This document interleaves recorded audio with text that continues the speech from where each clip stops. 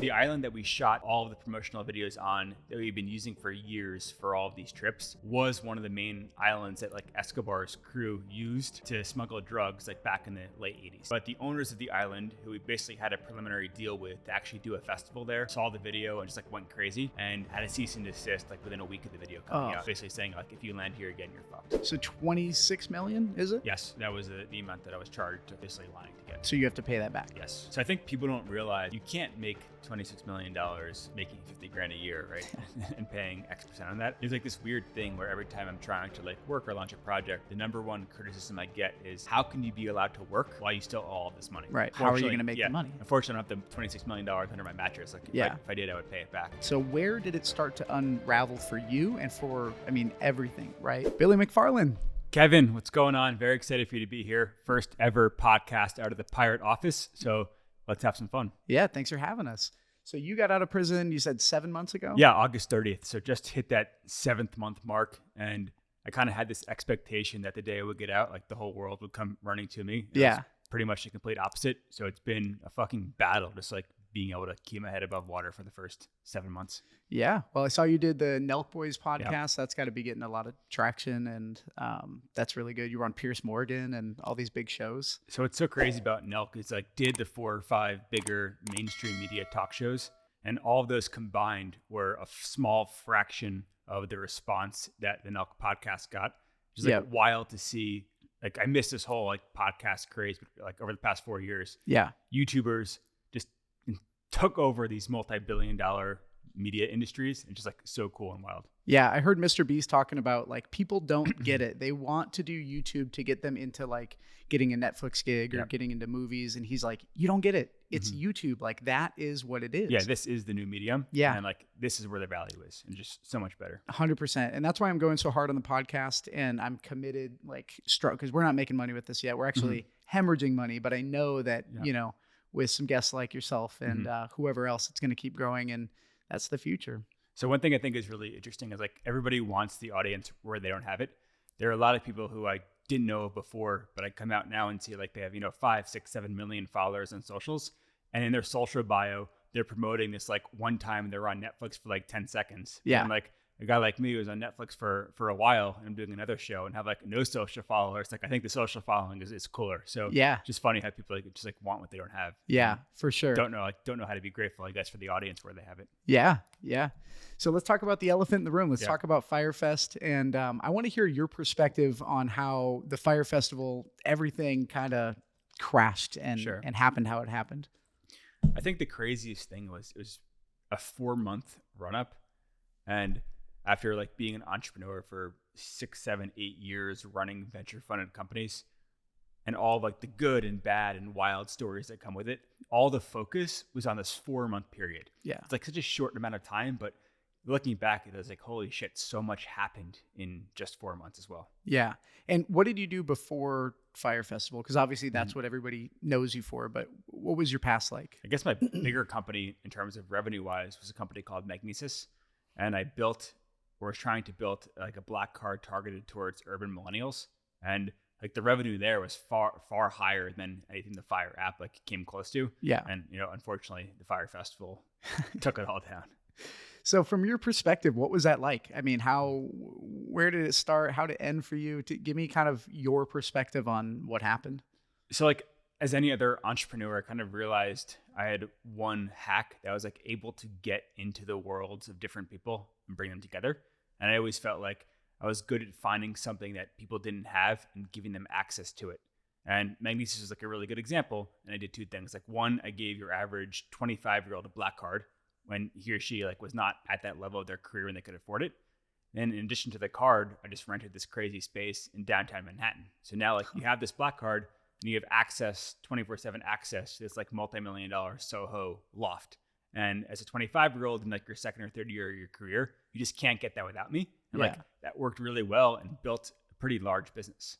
So with Fyre, my concept was I was working with a lot of like B-list rap talent to book them for concerts. Yeah. And like they all want to be like Jay-Z, right? Like what do these guys not have? Right. Oh, a private island. It's like, let's get an island and start bringing them there and building this business faster than you should be able to do. Right. And that's like kicked off the whole Fyre wild times. Now, what exactly was the app? So it was basically trying to be like an Airbnb or Uber for entertainers, where anybody could contact an artist, like a comedian, an entrepreneur, just like to book them for some kind of concert or talk or performance. Right. So trying to like take the ambiguity and like middlemen out of like the entertainment world. Got it. Okay. So what was it like when you showed up to the island? So first it was supposed to be Pablo Escobar's island, and then you guys had to switch that because of that teaser video. Yeah. So we'd been taking people to this island for 3 years through Magnesis, like literally launched a small airline called Magnesis Air. Wow. And we're just like running these regular trips to the Bahamas, and just absolutely loved like the unexplored outer islands. There may have been like 5 or 6 people who actually live there, like fly our little planes over, like wake them up so they come pick us up when we land. Like really, really cool, like raw experience. And then the Magnesis trips progressed to bringing the artists that we were trying to sign to Fyre. And that led to a really, really quick accelerated window of getting some of the world's biggest talent down there, and then dropping a trailer for the Fyre Festival without really knowing what we were doing. Right. Yeah.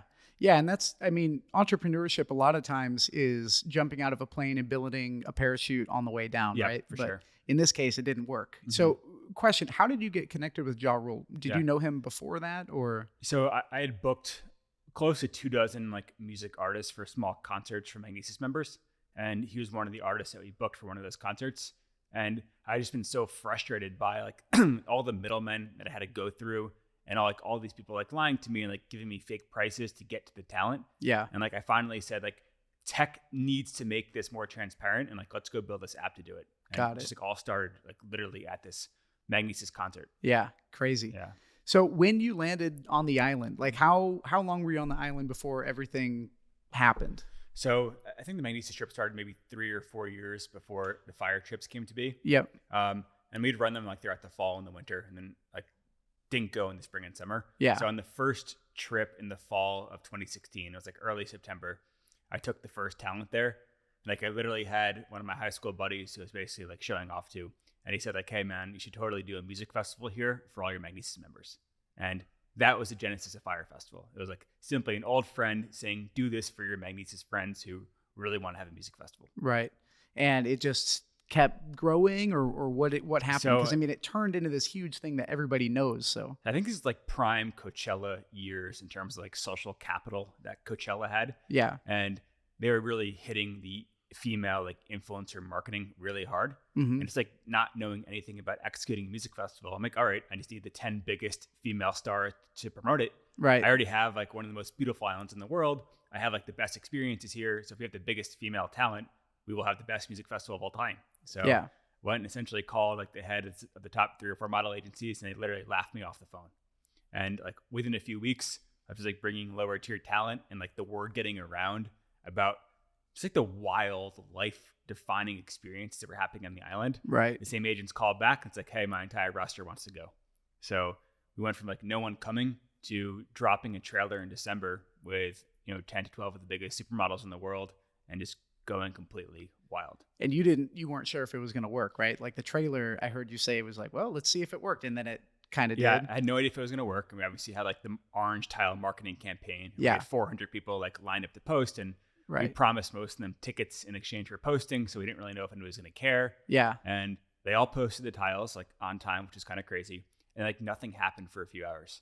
And I remember we brought down like that weekend, we had 15 to 20 of like the talent on the island. Right. And the idea was like, hey, like they're going to be here. We're all going to post a tile, and then everybody else will follow them. So it's like, I pull out a chalkboard. I'm like, all right, girls, like, here's what you're going to post. Like, all right, ready, set, go. And we posted, just like nothing happened. And I was so depressed. I'm like, fuck, this completely failed. I basically like passed out on the beach and went to bed. Yeah. And woke up in the morning. So you were already there? You were already on the island? I was on the island for the announcement. Got it. Okay. And I just like woke up in the morning with everybody running around frantically. It's like, Billy, we have a problem. I'm like, what? Like, we sold thousands of tickets. Like, how the fuck are we going to do this? Oh, man. So it was kind of weird to see the delay. I think it'd take a couple hours for it to really like resonate and hit. And our marketing was purposefully vague, right? Mm-hmm. You would see the orange tile, but sorry. You're good.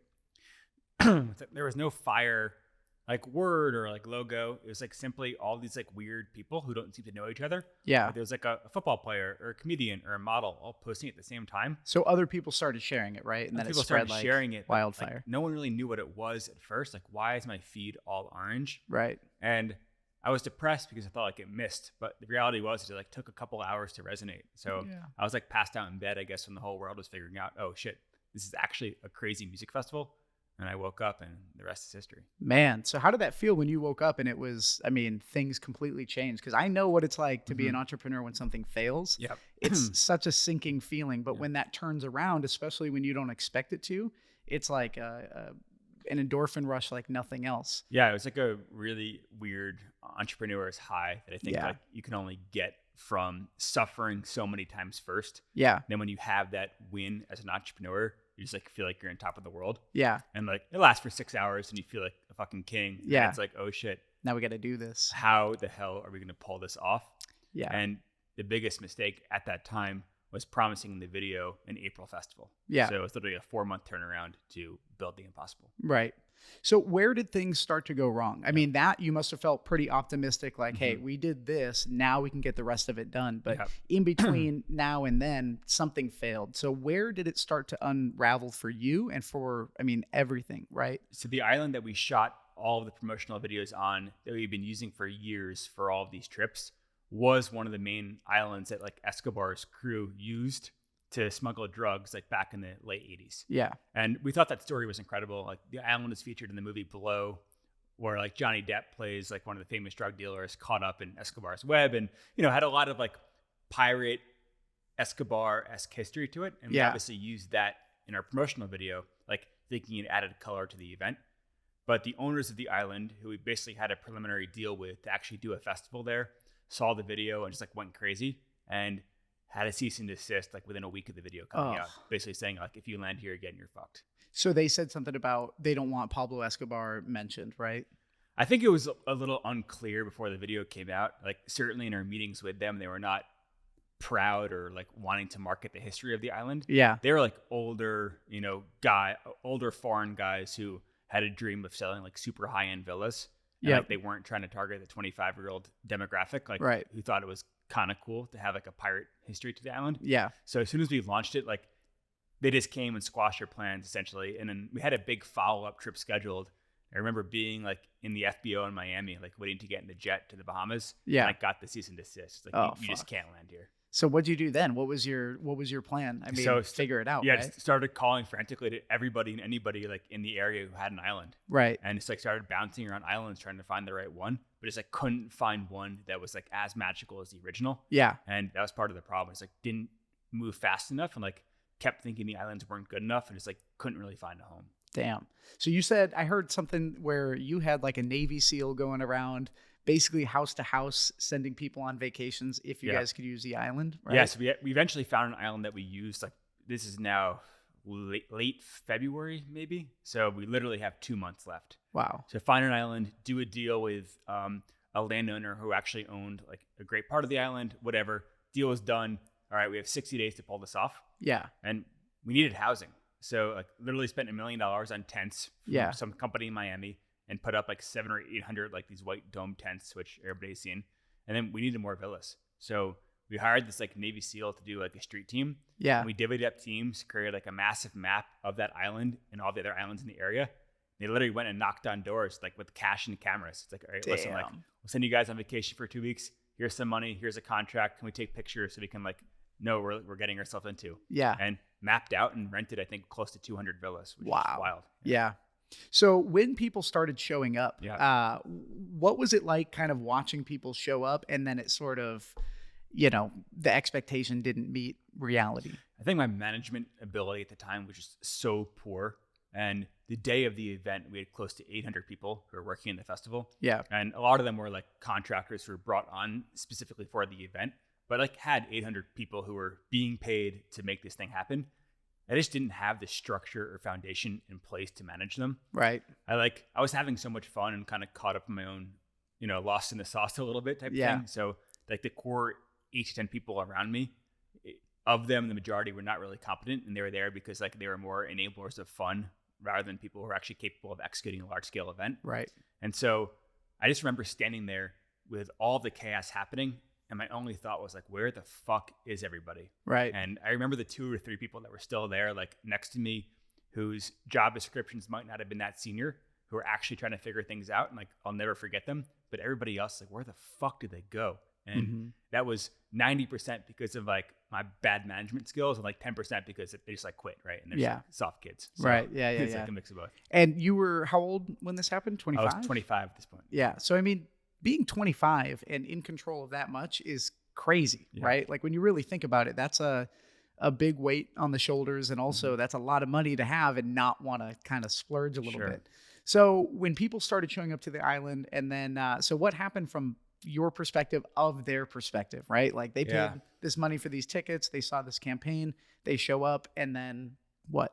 I think we're just so crazy is I set a level that was impossible to reach. Yeah. And I think like marketing 101 is like, don't do that. Yeah. Right. Cause you're advertising a 7-star like experience. It's never going to be good enough. Like if you're not spritzing them at exactly the right time, like they're going to be pissed if that's what you're selling. Right. And I think it all would have worked if we had marketed it as like, hey guys, this is this beautiful island.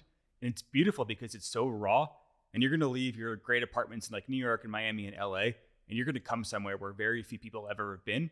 And you're going to be here with like super interesting people, and it's like push the boundaries, like what you thought was possible. Right. You know, that would be a great experience. They're going to get there. They anticipate it. You have like fun activities and everybody loves it. But when you sell this like perfect pampered experience, it is just like nearly impossible to ever deliver that, especially to a younger group who hasn't really seen enough to understand like what is and isn't possible from like a luxury hospitality perspective. So I think like the marketing that made it work initially also took it down at the end. Right. Now, how much money did you have control of during this time? Like you guys raised and were just raising money, right? Yeah, I think we spent close to, between everything going on, close to 40 million in like 4 to 6 months. Wow. Yeah. Crazy. Like a shitload of money. Yeah. And then you would run out of money. And I've heard you say, you know, shit, we got to get another, you know, $4 million by 2 p.m. Yeah, exactly. Yeah. How did that feel? I mean, you were just calling up everybody you knew, or? It's like life was really bad at this point, and I was so like locked in and basically inexperienced. I didn't know how to zoom out and look at the bigger picture. Yeah. And I had zero financial planning. It's like, all right, I'm in so deep that I will do whatever it takes to figure this out. And if I need 700 tents and you tell me it's going to be X dollars, right? All right, sure. Can you get them there tomorrow? You say yes, like then I'm locked in. Like I might have no money in the account, and owe you $1 million, and now like I got to pay you by tonight. Yeah. So every day we had this like Google sheet. We call it the daily urgent payment sheet. Yeah. Every day I'd wake up and have one person, all he did was like take the vendor invoices and rank them by like how pissed they were. And then like, it's like, all right, I like, mean it. Like, these are super, super urgent. Like these are like deathly urgent. And like, there was never anything that was okay. It was always some like variation of the word urgent on the payment status. Fuck. And like, I'd have until the bank closed to get our wires like in and out. So it's like, all right, money's got to come in by 2 so we can wire it out by 4 every day. And that's some days it was $100,000 and some days it was like $5 million.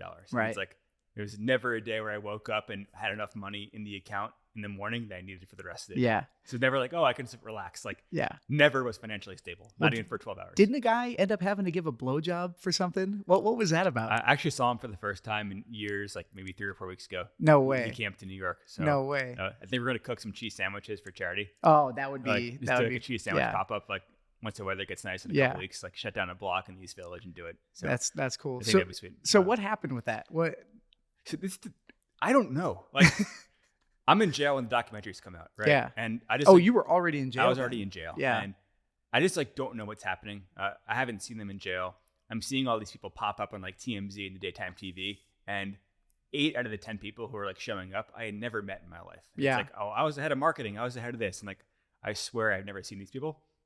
And then this like guard pulls me over. It's kind of like a sneaky guard, always trying to get me in trouble, but like pretending to be my friend. Yeah. Goes, hey, McFarland. So you made a guy blow a government official, huh? I'm like, wait, what? And I was so confused. Like, oh, you can tell me it's over now. Just admit it to me. Like looking at him, I had no idea what he was talking about.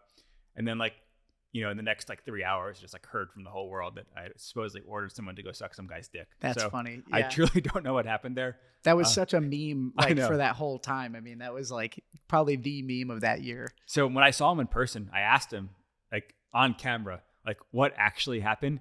And what he said, and this is news to me too. He goes, someone called me saying that you told them to tell me to go suck this guy's dick to get this water. I'm like, so I was like, I don't really know. You got the water. Yeah, we got the water. I don't think he sucked anybody's dick, and we certainly didn't pay the guy, and we got our water. That's hilarious. Yeah. So, okay. So everything fell apart, right? I mean, we all saw what was in the documentary. We'll roll some clips and stuff just to bring people's memory back. Mattresses all over the place getting soaked. The save yourself mode kicked in. Right, it's a free-for-all. It became this looting mentality. There's an angry mob, they're pissed off and they want their money. Powerful models built this festival, and then one picture of cheese on toast ripped down the festival. But after that, right, when this all ended, how long did it take from the festival ending, everything ending, to you actually getting arrested? It was super quick. So the festival was scheduled from Friday through Sunday, but the first guests started arriving at sunrise Thursday morning just to give us enough time to basically get planes in and out of the island. So we canceled the festival like late Thursday night. Everybody got off Friday, and I stuck around until Sunday. I landed back in New York at like midnight on Sunday night, and at 5 a.m., the FBI was at my door. Damn. So it was pretty fucking quick. Yeah. So was it the investors that got them involved? Yeah, I think the investors reported it really quickly, and then like they showed up. I think at the time the thought process was I stole all the money and the festival was never real. Like, right. Obviously the investors who were involved day-to-day didn't think that, but some of the outside investors who came out at the end thought like, oh, he just stole X millions of dollars and the whole festival is fake. Right. So I think the initial investigation was like, wait, this is a fake festival. Yeah. And that quickly turned to, oh, he lied to investors to get the money, which right. was generally true, and I was guilty of that. Yeah. Yeah. And what were how did you feel when you were lying to these investors, Mm-hmm. right? Like, and did you know that you were lying to them, or was it the game of, I'm going to say this and then I'm going to figure it out? So it was totally wrong. And I think like looking back now, the part that I feel guilty most about were the people who had backed me for 5 or 6 years first. Yeah. And forget about the money. Like I had relationships that once I was like stripped of everything in jail, like the loss of those relationships were the hardest to emotionally handle. Yeah. Like, in prison, like money is pretty irrelevant. Like beyond a couple $100s a month, like you don't need any money in there. Yep. And when it's like, hey, I'd love to have a 15-minute phone call with that person right now. Like forget about how much money they do or don't have, or invest or didn't invest, and I couldn't do that. Then I like really realized like the moral gravity of the crimes. Yeah. And like, yes, I was totally wrong to the guy that came in 2 days before and invested and I lied to. Like I will never do that again. Like it's totally fucked up and deserve to go to jail for that. But I think that the one that really eats at my soul are the people who I knew for a long period of time. Yeah, for sure. So 26 million, is it? Yes. So that was the amount that I was charged with basically lying to get. So you have to pay that back. Yes. So it's a process. Yeah.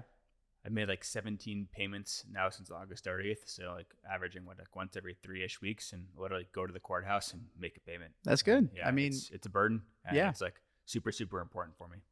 Good. Yeah. I mean, and I think that 26 million really in the entrepreneurial world is not like an impossible feat. Mm-hmm. You know, you could build up Pirate, which we'll talk about in a little bit, but you have this new venture, you could build that, sell it. And I mean, this could maybe be the best thing that ever happened to you.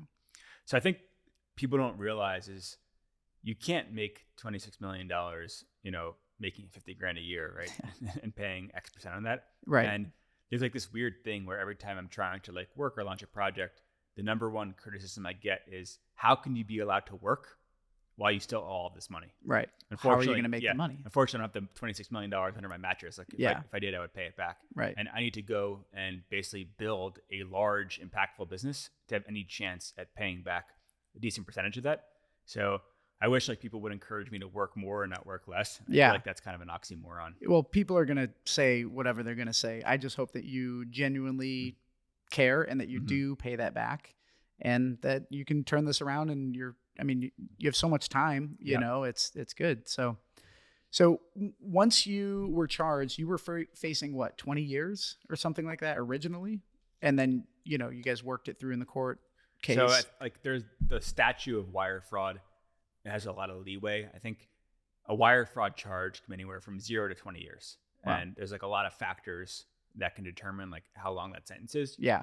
The biggest factor is generally like, what's the dollar amount that was lost? Yeah. And there are additional factors after that can change it. So if your wire fraud is $10,000, you're not going to jail for 20 years. If it's $5 billion, you're probably going to jail for 20 years. Yeah. So like, Bernie Madoff. Yeah, there you go. So it's like the dollar amount that's the technical loss generally determines like where on that scale the sentence falls. Got it. Okay. So how did that feel not knowing exactly what because you don't know until you get sentenced, right? Yeah. So that was probably the toughest time. I was on bail for almost a year. Yeah. I think exactly a year, actually. I just like didn't know what was going to happen. Right. And like they kept investigating and kept investigating and kept investigating. And I knew that I was guilty and I knew that it was black and white, but Yeah. the unknown was the hardest part. Yeah. And I had equally smart people telling me, oh, it's going to be 1 year. And some saying it's going to be 10 years. So it's like really, really scary. And when I was living like day by day, literally for so long in my life, trying to come to terms with 10 years at 25, 26 years old was like really, really hard. Yeah. I have been there, actually. Yeah. So I got sober when I was 23. Okay. And I had I fought with a bunch of cops. And so that's actually, I haven't drank since then. So I turned my life around at 23. Nice. But when I was in that case for about a year while I was on pretrial probation, they were telling me it could be up to 40 years. And that's pretty crazy when you're that young. And when you're that young, you feel invincible, right? Like you feel like nothing's going to happen, and then something does. And it's like, fuck, you know? You don't know what it's like to fail until you really fail, especially like when you're young and naive. It's wild. So you get sentenced to 5 years. You spend a little less than 4, right? 3. So I actually sentenced to 6 years. Okay. And served just over 4. So I went in 2018 and got out at the end of August of 2018 of this year. Got it. 2022. Yeah. Okay. So how'd that feel first day in? It just felt like it was never going to end. And I just couldn't get my head around 6 years. And I think there was a large part of that where I truly believed it was never going to end. Right. And if you had told me, oh, this is going to, you'll be out of here in like August of 2022, I would not have believed you. Yeah. I think that was the toughest part. And I just kept getting in trouble in jail and not really coming to terms with how to handle being in forced timeout. Yeah. And I had this like entrepreneur mentality where it's like I caused all the good that happened in my life, but I also caused all the problems. Mm-hmm. So the only person that can fix this is me. Yeah. And that is totally wrong. Like when you are in prison, you can't fix shit. And the only thing you can fix is like yourself by sitting down, shutting up, and trying to be there in the long term for the ones who really care about you. Yeah. And I just didn't understand that.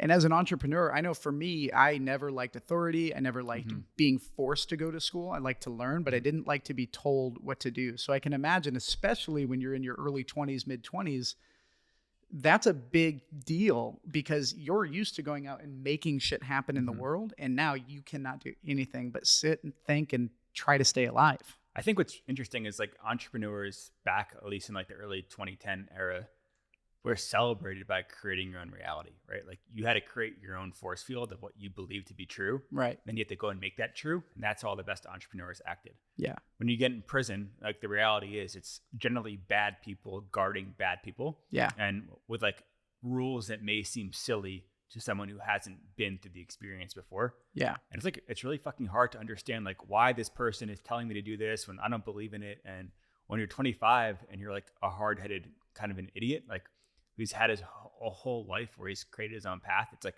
it's hard to mold into that system. So how did the depression, I mean, you must have been severely depressed, right? I mean, how did that feel when you went in there? I think in a weird way, the friendships in jail like helped a lot. And then you'd come to like really know and care about someone and then realize they have it so much worse. Yeah. Like, okay, like I'm sentenced to 6 years. This person is sentenced to 30 years. And like, I know they're a better person than I am. And they have like 5 times as long as me. And there were the relationships like that when I truly got to know people and it's like saw how tough they have it. And it's like, shit, when this person gets out after 30 years, what are they going to do? Like they are here because they didn't have opportunity before.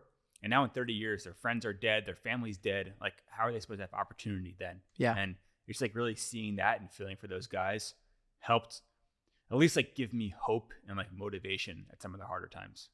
When you first went in, did you ever think of suicide? Never thought of suicide. I think like definitely thought of giving up in terms of like trying to do something ever again. And I think like my extreme emotion rather than like suicide or anything else was more like, hey, I'm just never getting out of here. Right. And that was my like mentality. Well, a lot of people, and for those of you that haven't been, because I've been in jail a bunch, not prison, but jail. But I know that a lot of people will go in for a year. They'll get caught with a gun. They go in for a year. They're not a bad dude.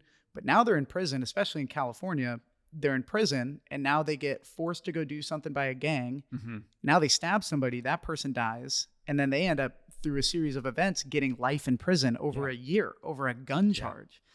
So it's just kind of scary to think about that when there's so many unknowns and you see this happening to people. I mean, were you in federal prison? Federal, yeah. So you saw stories like that. There was there's an Indian guy who was not in America for long, who was a doctor, who was charged for a financial crime, and he ended up hurting somebody and got a lot of years added to a sentence. Like, you do see the horror stories like that, and it's like, we just don't know. It's scary. Yeah.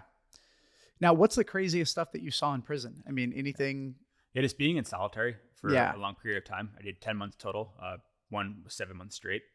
And that was just like really, really scary. And I think it's like you can't really see other people, but you can hear them like beyond the metal doors, and just like hearing them go crazy. Yeah, literally. Like literally go crazy. Like that was scary. Yeah. And they'd start like singing songs that just made zero sense. Yeah. And, like screaming out like these groups of words that just like didn't make any sense. Yeah. And that really was hard to deal with. Yeah, I can imagine. I mean, to be locked in a place with no natural light, no interaction, you get a couple meals a day. Yeah. And the only time you see somebody is when that tray opens up. Exactly. That little slot in the door opens up, Yeah. food comes in. And yeah, man, that's, Like, I mean, literally fed like dogs. Like they open up like a little doggy tray and slide it in, and seeing the excitement of grown men from these like little trays being like slid through your door was just like, that was tough. yeah, it's crazy to go from what it was before to what it was after. And I hope that sort of forms you into somebody that can make an impact. And now, I mean, I think that we're all here on earth to learn something and evolve as spiritual beings. As corny as that sounds, I do think that. So I think that if you have the perspective of everything happens for a reason, and somebody, like you said, always has it worse than you, you can find a way to make any situation really good. I mean, there were people that had smiles on their faces in the Holocaust, and that's hard to think of, you know?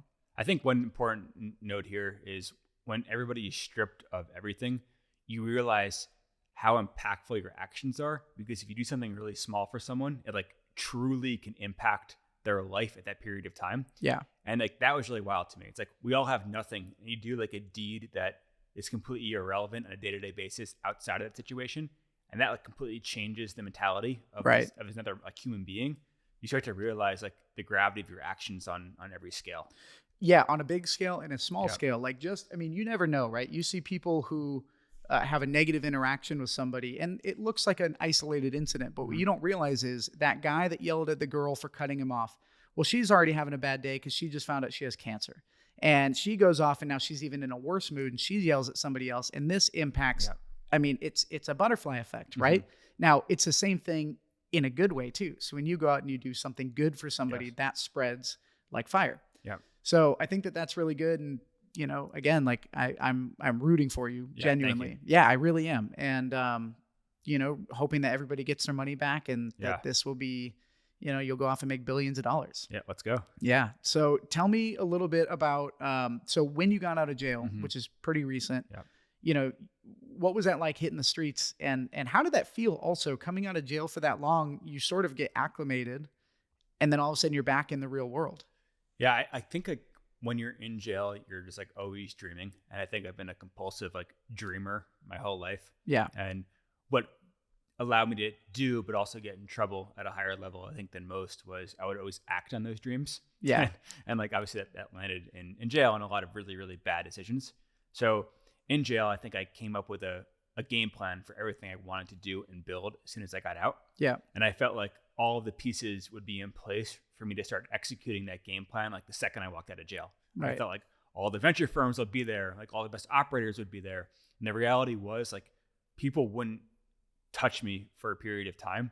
And it's like taken a while to actually like get up to bat and have real opportunities. Right. And I just didn't anticipate like the struggle it would take to even get on base to start with. Yeah. Yeah. I mean, your reputation is demolished, right? Like people don't want to buy tickets from you because of the festival. But I think that people will too. So I think that there's no such thing as bad press. And I think if you can spin it, and again, if you can come back and show somebody that you're not this person that your reputation has been because you fucked up majorly, that's a big win for you, and that will help you pay back the people that you owe money to. And I think there's a lot of positive that can come from this. And, I mean, what do you think?